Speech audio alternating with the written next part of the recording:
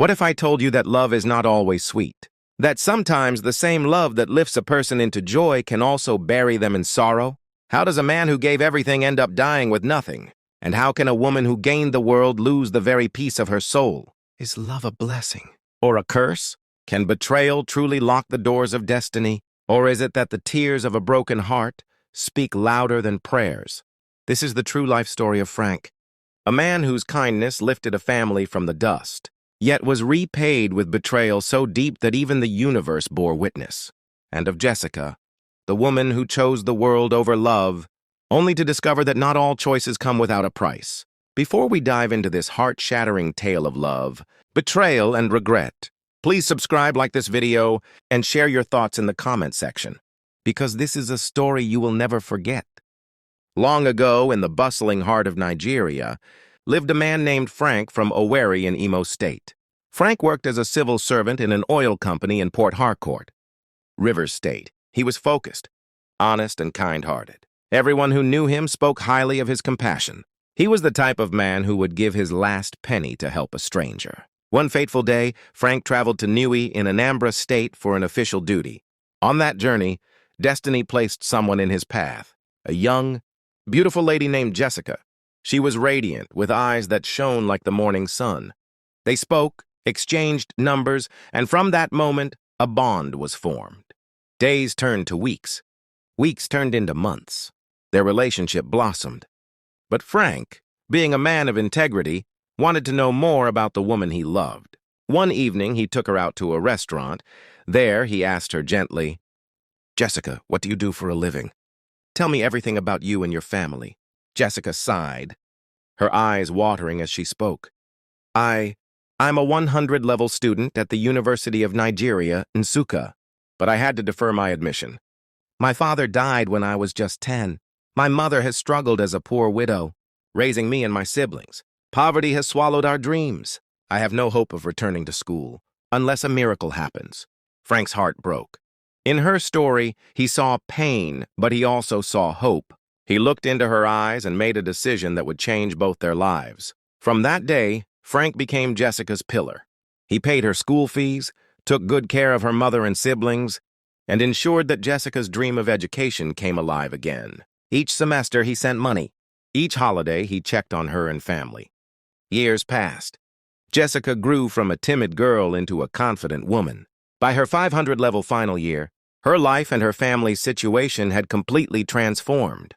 The small, leaking hut they once lived in was now replaced with comfort. Hope had returned to their home. And all this was because of Frank's help. But just when happiness seemed certain, tragedy struck. One afternoon, Jessica called Frank. Her voice trembled. "Frank, I am sick. Please, I need help. I need some money for treatment." Without hesitation, Frank sent her money. But his spirit told him he should visit her. So he traveled, saw her, and stayed by her side until she felt better. But on his way back to Port Harcourt, fate dealt him a cruel hand. Frank's car collided with a heavy truck. The crash shook the earth. Passers-by rushed him to the hospital. Doctors fought to save him, and they did. But with heartbreaking news, Frank was completely paralyzed. He would never walk again. The strong man who once carried others could no longer carry himself. Jessica did not abandon him. She came often, washed his clothes, fed him, and cried beside him. Her heart was torn in two. She loved him deeply, but reality was cruel. Then came the suitors. Wealthy men, young and ambitious, began to knock at Jessica's door. Her mother and siblings, the same ones, Frank had lifted from poverty, Howe began to whisper. "Jessica, forget Frank, he is paralyzed. Marry a rich man. Do not waste your youth on him." Jessica's heart broke. Every visit to Frank ended in tears. Both of them will cry uncontrollably. She would kneel by his bed and say, "Suitors are coming. My mother and siblings want me to marry another man. Frank, what should I do?" And Frank, though his soul was bleeding, always whispered, "Follow your conscience. If leaving me will give you happiness, I will not stop you." Both of them wept. Two hearts chained by love yet torn by fate. Time passed, and the pressure on Jessica grew heavier. One evening, she came to Frank's bedside. Her face was swollen from tears. She fell to the ground and cried, "Forgive me, Frank, I cannot bear it anymore. My family will not let me be. Tomorrow I will marry another man. Frank's lips trembled. He smiled weakly, though tears poured from his eyes. If that is your choice, Jessica, may your path be bright. I have no anger in my heart, only love. The next day, music filled Jessica's village. Drums, songs, and laughter. She was dressed as a bride, radiant as ever. But her eyes told a different story, eyes filled with sorrow, guilt, and regret. Back in Port Harcourt, Frank lay on his bed, alone. As the wedding drums echoed from afar, he closed his eyes, whispering Jessica's name. A single tear rolled down his cheek. His chest heaved. And that night, his heart gave up. Frank died not from the accident, but from a broken heart. The drums of Jessica's wedding echoed far and wide. People ate, danced, and sang. To the world, it was a celebration. But to Jessica, it was a funeral of love. Though she smiled at her new husband, her heart remained buried with Frank. Months passed. Then years. Yet no cry of a baby filled Jessica's home. Her in-laws grew restless. Her husband grew impatient. Her mother, once full of excitement, now carried shame on her shoulders. Jessica ran from one pastor to another, hoping for prayers. She ran from native doctors to herbalists, seeking solutions. Sacrifices were made. Money was wasted. But nothing changed. Her womb remained empty. Her heart remained restless. One day, after many sleepless nights, Jessica visited a certain church. The pastor, filled with the Spirit, looked at her and said, "Daughter, your womb is not closed by nature. Your womb is locked by the spirit of betrayal. You defiled a covenant of love. The man who lifted you and your family from poverty, you abandoned him in his darkest hour. Until you find him, kneel before him and beg forgiveness. You shall not carry a child." Jessica froze. Her heart pounded. Tears rolled down her cheeks as the pastor's words pierced her like a sword. The next morning, she journeyed to Port Harcourt, determined to beg Frank for forgiveness. But when she arrived at his house, the neighbors looked at her with pity. "Jessica," one of them said, "you are too late. Frank died years ago. He left this world with a broken heart.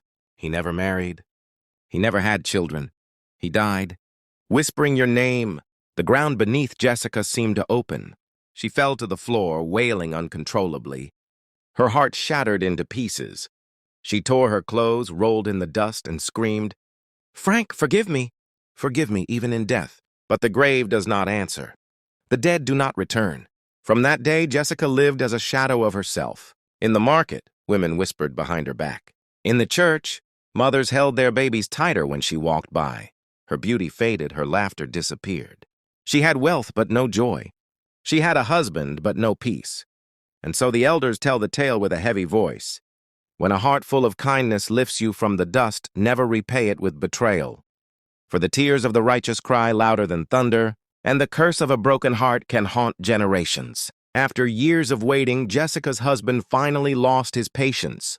He could no longer bear the whispers of the community, nor the silence of a home without a child. In anger and shame, he threw Jessica out of his house. With nowhere else to go, Jessica returned to her mother's compound. But the same family that once pushed her to abandon Frank now mocked her. Her siblings insulted her on a daily basis. Her mother scolded her, and her once bright life became a shadow. She had wealth before, but now she had nothing. No husband, no child, no peace. And so the elders say, gratitude is the seed of blessings. Betrayal is the root of sorrow. When a hand lifts you from the ground, do not cut it off when it becomes weak. Should Jessica have stood by Frank no matter what? Was it right for her family to push her into another man's arms? Or was this truly the punishment of betrayal?